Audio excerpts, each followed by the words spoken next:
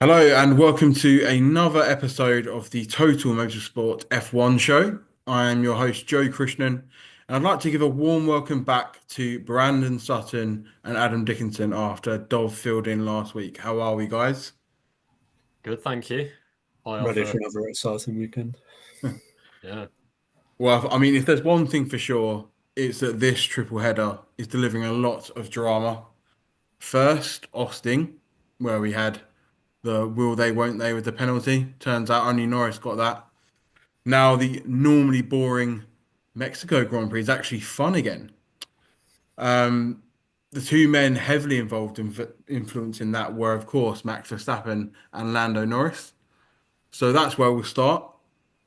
Um, from the race, obviously, we saw that Verstappen was slapped with with two 10-second penalties by the stewards after escaping punishment in the US.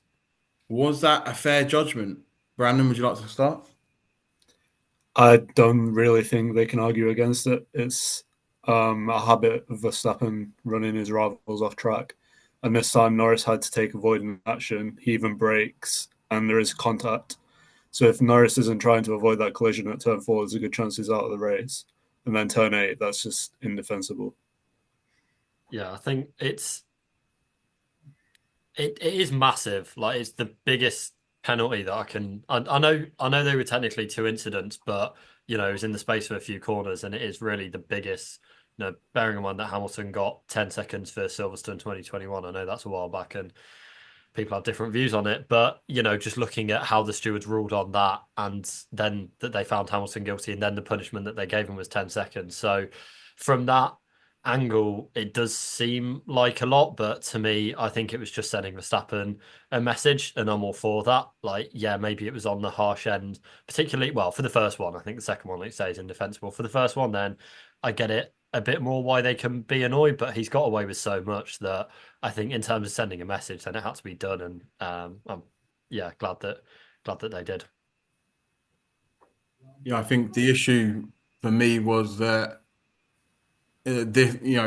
last week there was some sort of grey areas in terms of, where the car was, and I just think this was a clear example of how there's a driver just failing to grasp how quickly the Red Bull's fallen away, and he's just doing everything he can. I mean, I don't think it's within the confines of the rules so much, but it's more to do with like, everything within his power to try and stop Norris winning this championship. And unfortunately, I think he just went too far. It would be better, I think, for everyone involved if Verstappen just put his hands up and said, you know what, I went too far. That's racing sometimes. Apologize to Lando. I think people would respect him a lot more than this sort of like, well, it happened and that's that. I mean, racing should be fair, clean. We saw with Russell and Hamilton how it should be done, within the confines of the rules. So for me, I was a little bit disappointed that Verstappen didn't take responsibility for those penalties. But certainly we saw what he can do. Even with those 20 seconds, he still managed to get P6, and therefore the damage from those penalties wasn't quite as severe as it might have been. I mean, I think it worked for him. Like, if I think Norris goes on to win if it's not for that penalty and the incident, or sorry, for the incident, and that really took him out of the battle for the win. I think otherwise he catches Sainz, and Verstappen probably wasn't gonna finish above the Ferraris or Norris anyway. So I think he has. It's a small game, but at this point, it's just more kind of gains that Norris needs to make down the line. So I think it has actually worked out for him, even with one of the heaviest penalties we've seen. Verstappen said as much as well. He said it was more or less a win for him because Norris didn't go on to win the race. So that, to me, suggests that he's not going to change his approach at all, even if he does get a penalty for it, which is frustrating for everyone else involved, apart Yeah. from the Verstappens.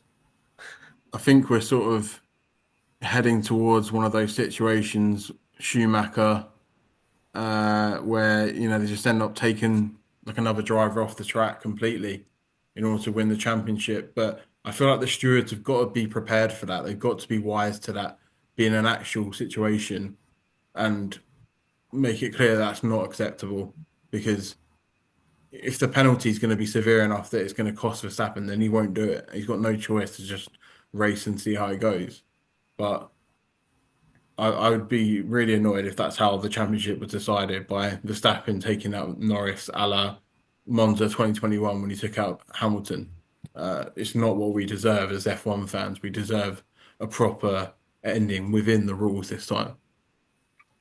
I think the only way to respond to that would be that if Verstappen does take Norris out, the only way to kind of level it would be to disqualify him or give him a drive through or something like that. But even then, it's another race tick down if Norris is out that he can't score points. So it's still a win for Verstappen. So like at this point, there's not really anything the stewards can do about it. There's not really anything Norris can do about it. Verstappen's going to try and take them out. He's going to try and take them out, and whatever the outcome of that is going to be a success for him. I mean, we'd, I do hope it doesn't come to that. And it was a big worry ahead of the 2021 Abu Dhabi Grand Prix. And, for everything that did happen in that race, then those particular worries didn't come true. But yeah, I think they just have to respond more forcefully. And it's been woefully mismanaged by the FI and the stewards all the way through. But, it's there is a way that even if they can't save the entire situation, then they can at least restore a bit of credibility back. So yeah, fingers crossed, but gives us something to talk about at least. It's not been quiet like all the other Mexico City Grand Prix, pretty much. For sure. And obviously we have talked in the past about Norris's task in terms of bringing down that gap. Do we still think it's too big after the 10-point swing in Mexico? He needs a DNF from Verstappen. If Verstappen has a DNF, then I think it is possible. Because then it's what if he goes on to win, then any viewers can see me doing math in my head, but it'd be, I think, 23 points from 3 races, depending on how sprints go as well. So I think that's very possible. But yeah, he needs a non-score from Verstappen. Otherwise, I don't really see it happening. Yeah, for me, the only other way that would work without Verstappen DNFing is if Mercedes somehow get in front of Red Bull, like considerably in front, and then the only thing Red Bull are left is seventh and eighth.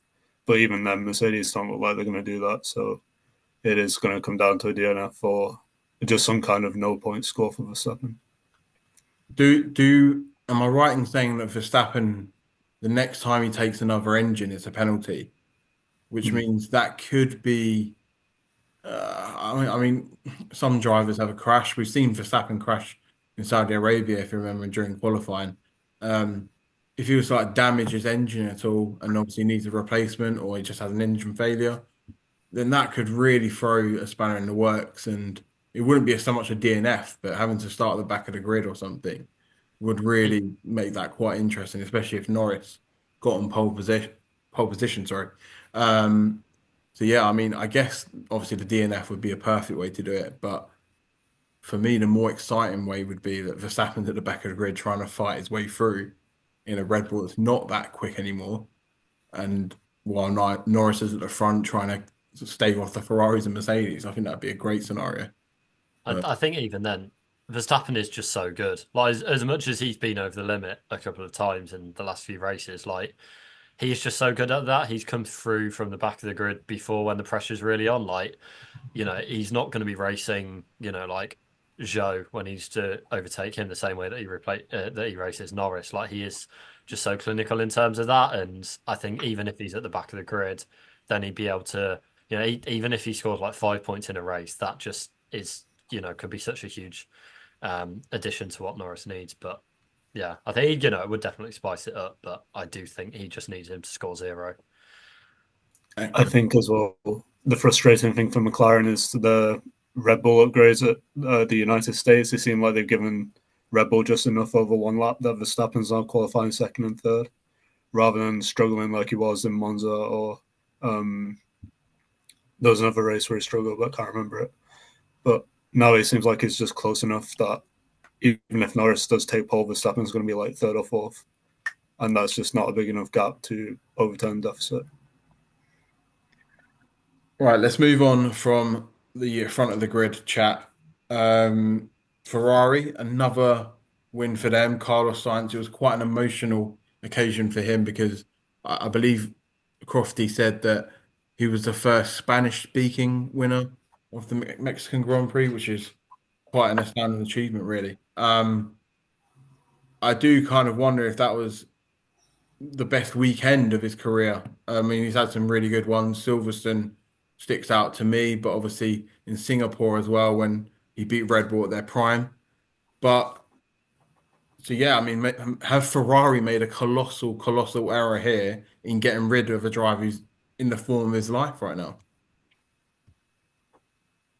I think Sainz doesn't have enough of these weekends. Like, yeah, it was absolutely phenomenal. Like his gap to the rest of the grid in qualifying was just supreme, and he, it felt like kind of everything came together for Sainz, and he pretty much, apart from the getaway, he drove the perfect race. Like the way he got past Verstappen, it was a bit like Piastri on Leclerc at Baku. It was fantastic, but I think it's the third time that he's beaten Leclerc in a Grand Prix since China. Like he's just not, obviously it depends what Ferrari want. I think he is a fantastic like number two driver that can still be a feature in races at the front of races. But if I think from what we expect Hamilton to bring in, then they are going to have two number ones, and if that's what they've signed up for, then I think there have just been too many races this season. Especially he did really well in the first few races, like apart from obviously missing one with his appendix, then he was just on fire in the first few races and got that win in Australia. But I don't think he's just not been fighting the other top teams consistently enough at the front over the course of the season. I think this is arguably Sainz's best season in the sport, and it's also Hamilton's worst season in the sport. But if you look at it that way, they've got the same amount of wins, and Sainz is, I think, 40 points ahead of Hamilton in standings, despite Ferrari having a much more competitive car for most of the season. So I think for me, even in that sense, Hamilton will still be a step up. Um, yeah, it's just whether he's as quick as Leclerc, which you would still tip him to be in the same kind of ballpark, but Sainz isn't. He's always a couple of tenths behind. Well, generally, he's a couple of tenths behind, which isn't bad, but it's not elite. I think Hamilton will raise his game if Ferrari are in the same kind of form that we see this season as well. I do wonder, given how much he's had in his career or the success he's had in his career, a bit like we've seen Alonso talking about whether, he struggles to, get the most out of himself when he's fighting for P6 or whatever, especially now he knows he's leaving Mercedes. I think we'll see if Ferrari are in the battle for race wins next season, we will see a rejuvenated Lewis, and he will put to bed any question that they could have been better with Sainz. I think the only thing he's needed to fix as well is his one lap pace. And there's a lot wrong with that Mercedes where it's incredibly sensitive to tyres, it's incredibly sensitive to setup changes. And then that's throwing the entire weekend off, combined with the fact that Russell is an excellent qualifier in his own right. If Ferrari are a more stable team and a more stable car, I'm sure that pace will come back to Hamilton.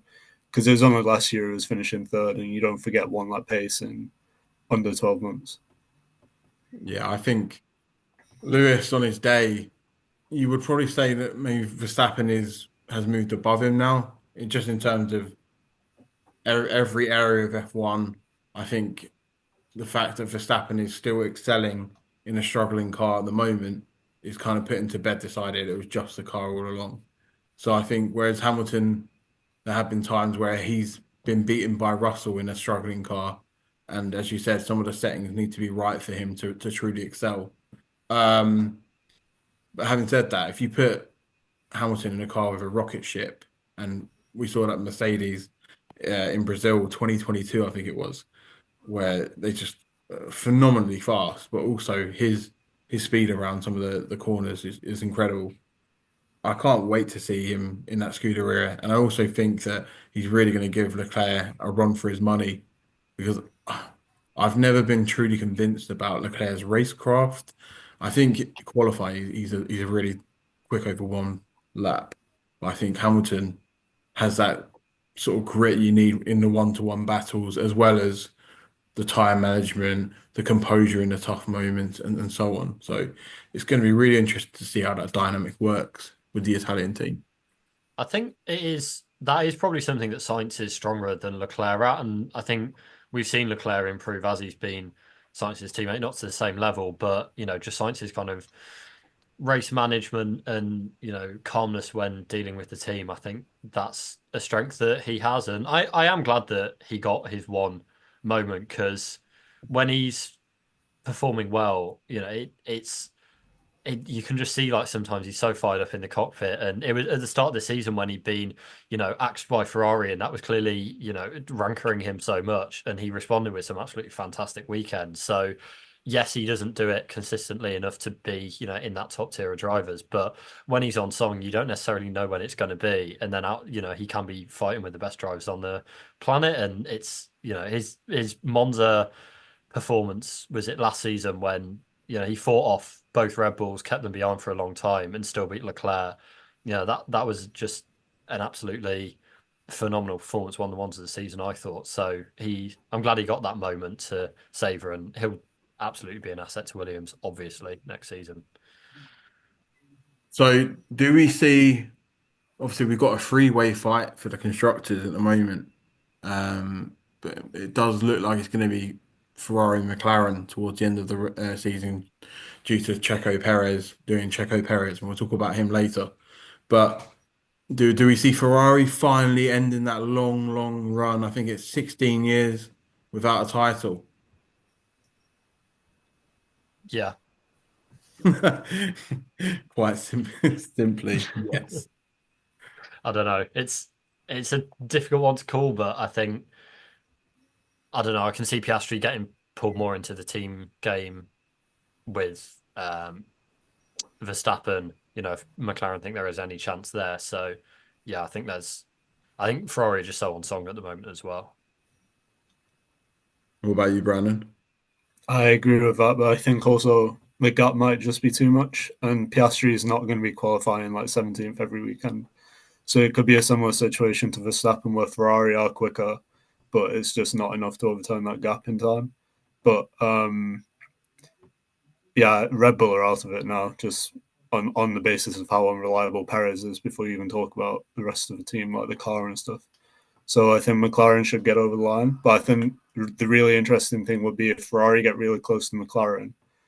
And there's a situation where Piastri can help the team or he can help Norris. I wonder which one they're going to pick, and I wonder how we'll see Zach Brown and how we'll see Norris react to that kind of situation. It's a difficult one, isn't it? I think the driver's title has always been the creme de la creme. I think the constructors is a bonus if you can get both, but I think if you, as a driver, there's nothing more important. And obviously, the team. I think maybe Zach Brown would be like, well, we won the constructors as a consolation if they don't win the drivers' title. But for me, that's always been the most important. So I think they would have to prioritize the drivers. But in terms of actual like money towards uh, the budget, for example, and I think it's like $10 million per position, isn't it? So that's no small amount of money for a team like McLaren. So it could be that the financial aspect takes over, but I'd love to see that kind of dilemma play out in the final races for sure. I think it is different with McLaren where they've not won a championship since 2008 and they've been so far out of it. Like we saw, how Red Bull in 2021, Red Bull would be like pitting Perez out of a good points position, just to take the fastest lap off Hamilton and stuff. So like for them where they'd had so much success, it wasn't as much of a factor. But I think for McLaren, any championship would still be so meaningful that it'll probably they'd be the least likely team to do it out of say Ferrari, Red Bull, and Mercedes. But it certainly will be a dilemma, especially if there is a Verstappen low score and that puts Norris back into the genuine title fight. Definitely. And if I may, let's just discuss Mercedes' troubles a little bit because we had Hamilton on the new upgraded car and then Russell with the old parts. But from what I've heard from Total Wolf is that, not personally, of course, but Hamilton appears to prefer the old setup, and then obviously they're going to maybe switch it to Russell for Brazil. I mean, what's going on with Mercedes there? Surely the new upgrade should be better, but I think that's very much a jury out kind of question at the moment. What do you think, Brandon? I think it's really worrying. You see, in Mexico, Hamilton was on Russell's gearbox for 20 laps and he couldn't get the move done, and Russell was carrying front wing damage. And if that's on a spec that's 14 races out of date, it's obsolete. They're finishing 40 odd seconds behind Ferrari, and there's just no sign of progress. I don't see how this new floor is an upgrade unless they've just not figured out how to integrate it into the rest of the setup yet. But even then, it doesn't seem like it's going to transform the fortunes. Like Hamilton was over six tenths slower than Sainz in Mexico. So yeah, they seem like they've lost the way again, and it's really weird that that keeps happening to them because it's like it's every season now. They seem like they're figuring it out, and then they go on a false tangent. Yeah, it's been like Brandon said, every single season, like 2022, it kind of felt like, well, it's a new regulation. It's like, yeah, we've not nailed it, but we just have to get rid of this chassis and, start again next year. And then they've never really shaken it. So yeah, like it is maybe it is just that they've not figured it out that they can put some time in the simulator either this week or, with the next 2 week break coming up. But it's it's a recurring problem, and it's just for a team of their resources and their success, then to not fix it is a bit of an indictment, I think.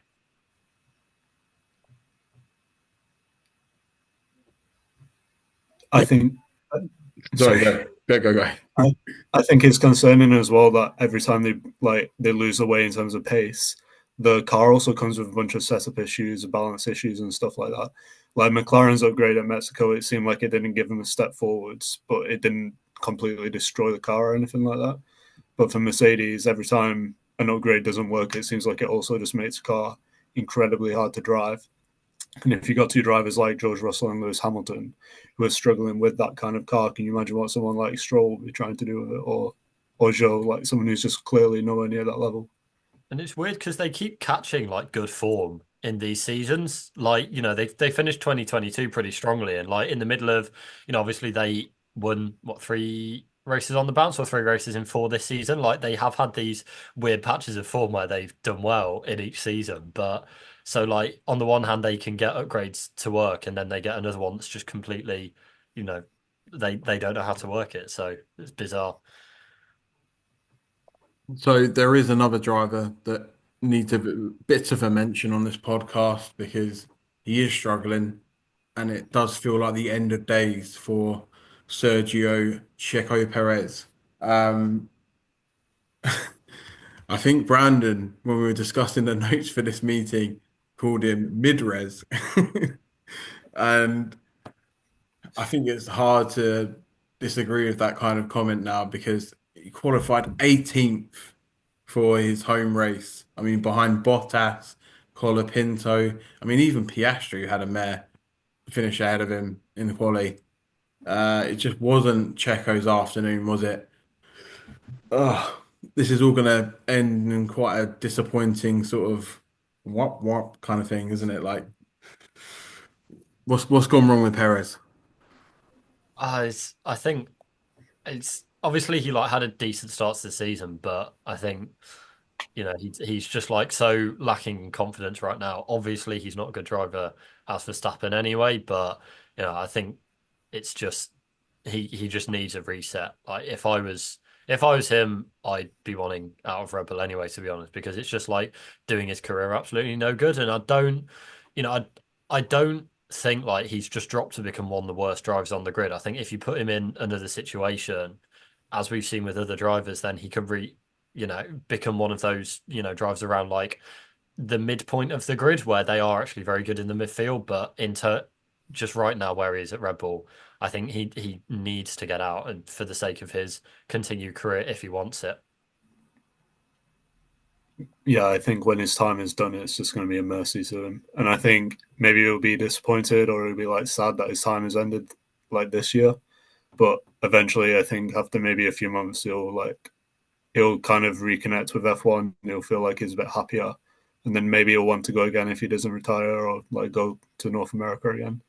But right now, it's just Mexico was kind of tipped as his like last Hail Mary to like kind of turn it around with the home crowds, like being a track he knows. Track he's historically done quite well at and stuff like that, and it just didn't work. Like qualifying was bad. Even his Grand Prix went out the window before the lights even went out. Like it's just it was not a good weekend for him, and it just kind of compounds all the issues that he's dealt with since probably the end of 2022. Yeah, I feel sorry for Perez, but I do feel like this has been a long time coming. Um, Certainly with all the talent that Red Bull have within their ranks, you've got Lawson, Sonoda. At one point, De Vries was being lined up for that second seat. So you kind of have to take a look at the big picture and realize how far away he really has been from Max Verstappen, no matter how good or bad the car has been. And I think that's the most damning aspect for him. In that, like, as you said, he is kind of like a mid driver now. Like that's where he belongs in the midfield. Um, I think we kind of saw the same a little bit with Valtteri Bottas in his last few races with Mercedes, that he just wasn't quite at that level anymore. And I feel like the best thing for Perez to do now to save his sort of reputation, because let's be honest, it has been a good career for Perez considering what happened early in his career with McLaren and whatnot. So I feel like it is time for him to leave on his own terms rather than get killed by Red Bull and just replaced by Liam Lawson. And yeah, just say goodbye to the sport that has adored him for the last 10 years or so. But yeah, I think it's very much Lawson's seat to lose, although sticking your finger up at a Red Bull driver, never going to go down well, is it? I mean, it's funny. It was I funny. think It was, but I just think if you're in a situation where you're being overtaken by the junior team and the driver is flipping you off because you've not raced fairly against them, that's just a damning indictment anyway. Like you should never be in that situation. Can you imagine seeing Verstappen try to race Tsunoda for track position, like genuine track position? It doesn't happen. Like it's not supposed to happen. I will say with Perez, like I think if he takes a year out of the sport, which I'd imagine will happen at this stage because there's not many seats left, but I think there'll be a lot of people maybe looking at bringing him in. Given that we're going to have some new drivers on the grid next year, perhaps one of them won't work. Like the way that Daniel Ricciardo went from an absolutely torrid 2 years with McLaren to then being pretty in demand to return. I think, and the same with Hulkenberg as well. Obviously, he had some of his super sub appearances, but I think a year out and people start to remember the driver that he was and has shown he can be, and the positives of that rather than just the last few years. So I, yeah, I don't necessarily think that this will or should be the end for Perez in F1. yeah, we definitely saw the end. We saw the same with Alonso and Raikkonen when they took a little time out. They came back better, stronger, more mature, you could say, and more realistic about what they wanted to achieve in motor racing. And I think even like someone like Kevin Magnussen, who could have a good career elsewhere. I think even if you look at like what Marcus Ericsson's done in the Indy, I really think Perez could do similar in North American racing. You touched on Hulkenberg there, and it was another really good weekend for Haas. Double points. Um, I mean, Io Komatsu's really changed this team around. He's really transformed what. I mean, I guess you could say Gunther Steiner laid the foundations in terms of how they started the season well and then dropped off, but he has ensured that that development stayed fairly consistent, and they have been amongst the back end of the points sometimes, haven't they? So it's been a really good season for the American team. I think Komatsu has done a great job. I'm not really sure because of how late he actually came into the job. I'm not really sure how much of it influences from what you said with Steiner laying it down, or if he's just came in and like thrown the script out the window and just completely renovated the team. But yeah, he's done a fantastic job. I don't think many people saw Haas offering the challenge to Aston Martin at the back end of this season, but that's how it's going at the moment. And yeah, both drivers are happy. Both drivers are finding pace in the car, and the car looks quite good. And it's quite encouraging for them next year. I wonder if they'll be in this team to try and get anywhere near the podium. Yeah, I mean the flip side is it'd be the most Haas team to like have this Haas thing to have this like great run at the end of the season and then just absolutely bomb next season, be like Alpine at the start of this one. But yeah, like I really didn't expect Komatsu to go as well as it did. Like especially, I think he was involved in a lot of their time management, which has been their biggest issue from last season. So yeah, I didn't expect it to go well. And fair play, like he's absolutely proved me wrong. I'm sure that means the most to him out of all of this. I just can't wait for Esteban Ocon in a Haas. It's just going to be pure chaos. And then Ollie Behrman as well, a really bright talent for the future. I think Haas have a lot to offer in 2025. I just really hope that they can pull off a few surprises because I just can't face them really going to the back again. I like their whole sort of approach to F1 with how they treat their employees and whatnot. You know, it does seem like quite a team, a community spirit within that team. Again, I think that was kind of fostered by Steiner, and I think Komatsu's taken to another level now. So it's going to be really interesting to see where the teams actually sort of fall into place in 2025 for the last year of the regs. So, just to discuss a little bit about Brazil, one of my favorite races on the calendar. What do we expect to be coming for Interlagos in terms of is it going to be another McLaren or Ferrari? Are they going to make it a hat trick of wins? What do we think? Utter chaos. Just Okay, like a madness, madness, hopefully. yeah, another Verstappen Norris battle, maybe. I think that might be pushing it a little bit with how that Red Bull's behaving, but it's really hard to predict now. Like a few races ago, you'd have felt confident McLaren were going to win the next Grand Prix, but now Ferrari seem like they're, if not quicker, they're at least as quick as McLaren. So now it's really hard to guess who's actually going to be where, especially around the track like Interlagos, where both teams have gone really well in the past. Like last year, you had Norris challenging Verstappen for the lead before Verstappen just simply put his foot down 10% more and then drove off into the distance. But yeah, it's still McLaren are quite good here. Ferrari or Charles or Leclerc are normally quite good around here. So hopefully it's going to be them two nip and tuck with Sainz and Piastri involved and Verstappen not too far off. Especially with it being a sprint weekend as well. Like this is like the dream of the F1 sprint weekend is like, the titles, both titles still in the balance at arguably the best track on the calendar. It's all of these narratives feeding into it. So yeah, I agree. I think it's pretty open between McLaren and Ferrari, and then the main question aside from that is how far Verstappen will fall down because he could well beat one of those drivers. I think he can finish in the top four. How high up that on the podium? I think that'll be a challenge. So, are you going to be brave enough to pick an actual like one person to win, or are we just saying it's going to be a good fight? Leclerc to win. Leclerc. What about you, I'm going to Brandon? go slightly against the grain and say Joke on you for Sauber. No, I would agree. It should be Leclerc. Like you would think so, but you never know. You think it's going to be Leclerc and Norris at the front too, anyway. But yeah, I'm gonna go with a Ferrari just because it makes things a bit more interesting as far as the standings go. I'm going for a Lando Science 1-2 forecast there. Just going to throw it in there, mix it up a little bit. But yeah, I think it's going to be a great race and a fitting end to this triple header before a little break before the next race. Thank you so much for joining us today, guys. And don't forget to hit subscribe on your podcast platforms. I always mess that up. And yeah, have a good one. Take care. Cheers.